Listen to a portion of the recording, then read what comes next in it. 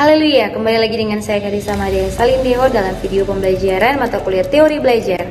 Pada kesempatan kali ini saya akan menjelaskan 5 teori belajar yang diterapkan pada dunia pendidikan dan 1 teori belajar yang saya temukan.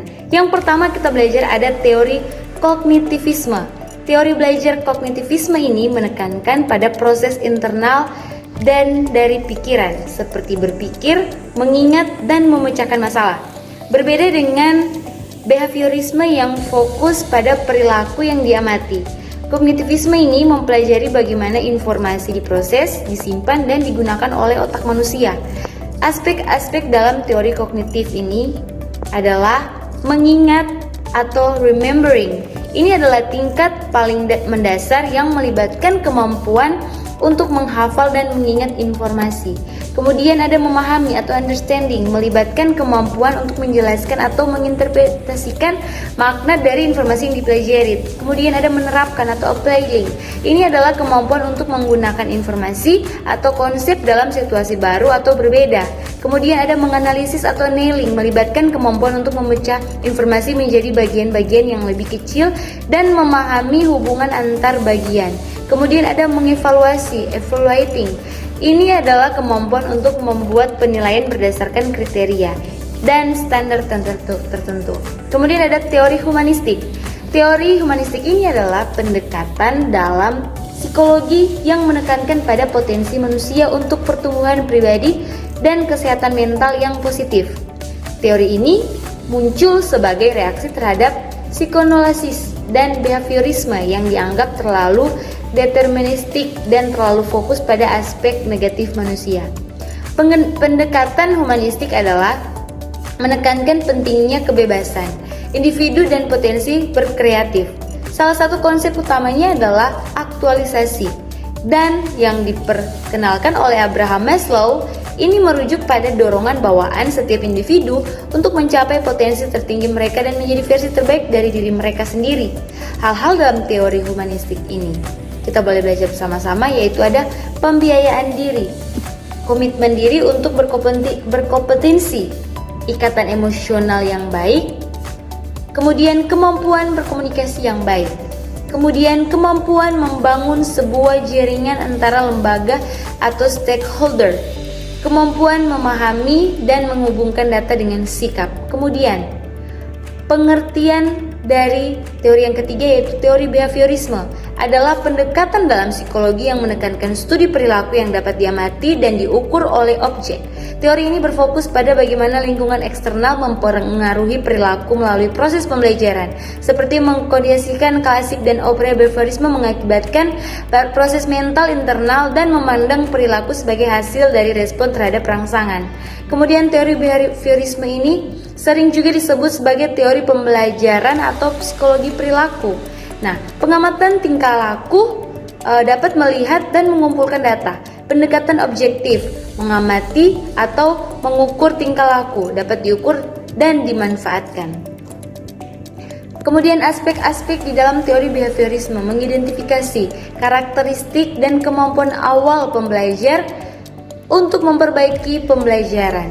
Kemudian mengidentifikasi indikator keberhasilan belajar, menentukan perubahan tingkah laku yang terlihat dalam respon siswa, mengidentifikasi regulasi emosi, menilai regulasi emosi individu perasaan di dalam lingkungan dan kehidupan sehari-hari. Kemudian mengidentifikasi sikap, menilai sikap individu yang terbentuk oleh hal-hal yang ia dapatkan selama kegiatan pembelajaran.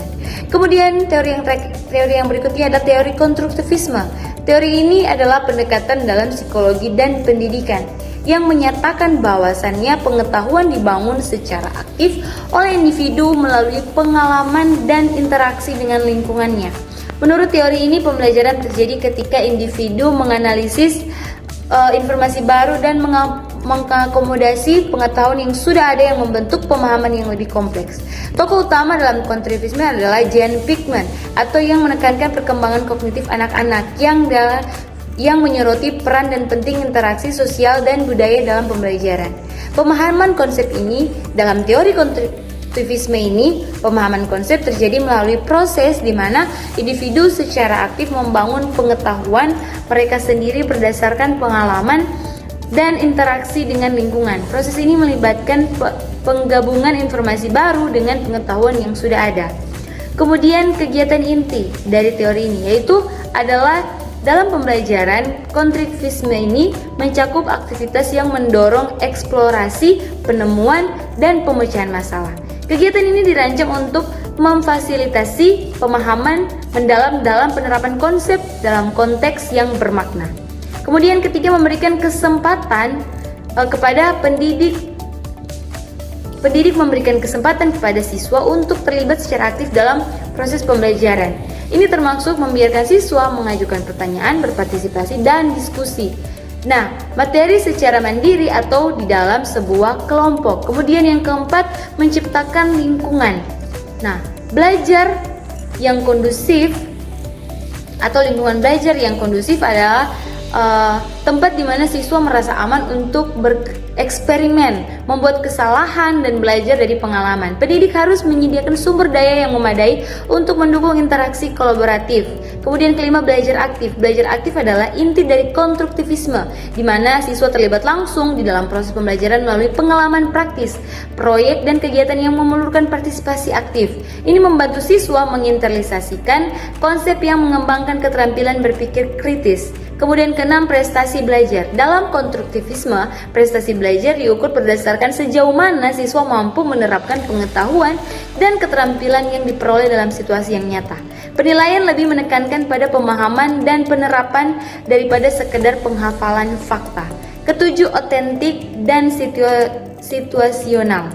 Pembelajaran otentik dan situasional melibatkan penggunaan tugas dan kegiatan yang relevan dengan kehidupan yang nyata dan sesuai di mana konteks pengetahuan akan diterapkan. Ini membantu siswa untuk melihat karakteristik antara yang mereka pelajari di dunia sekitar mereka. Teori sibernetik.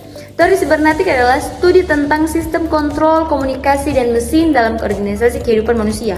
Diperkenalkan oleh Norbert Wiener pada pertengahan abad ke-20, teori ini berfokus pada bagaimana sistem menggunakan umpan balik untuk mengatur diri dan mencapai tujuan tertentu. Sibernetik mencakup konsep-konsep seperti informasi, regulasi, dan adaptasi, dan sering diterapkan dalam bidang teknologi, biologi, dan ilmu sosial untuk memahami dan mengembangkan sistem yang kompleks dan dinamis. Pendekatan teori sibernetik ini adalah studi tentang sistem yang mengatur diri sendiri, melihat melalui umpan balik dan kontrol.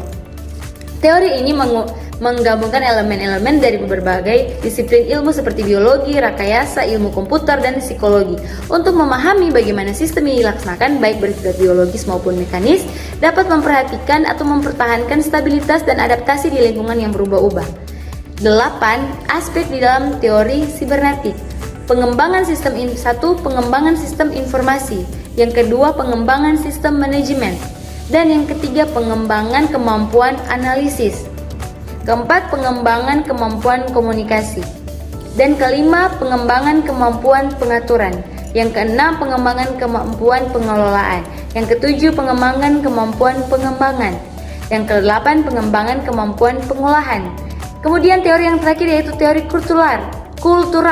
Teori kultural merupakan sebuah konsepsi yang menerapkan budaya kultur menjadi bagian yang terpisahkan dalam proses pembelajaran, mendorong peserta didik untuk berpikir, berdiri, dan proses pembinaan pengetahuan yang baru. Yang pertama, memiliki ingatan yang kuat terhadap proses pembelajaran yang telah dilakukan dan pengalaman. Peserta didik akan memiliki pemahaman karena terlibat secara langsung di dalam pembinaan pengetahuan yang baru. Kemudian, peserta didik akan memiliki pemahaman karena terlibat secara langsung dalam pembinaan pengetahuan yang baru.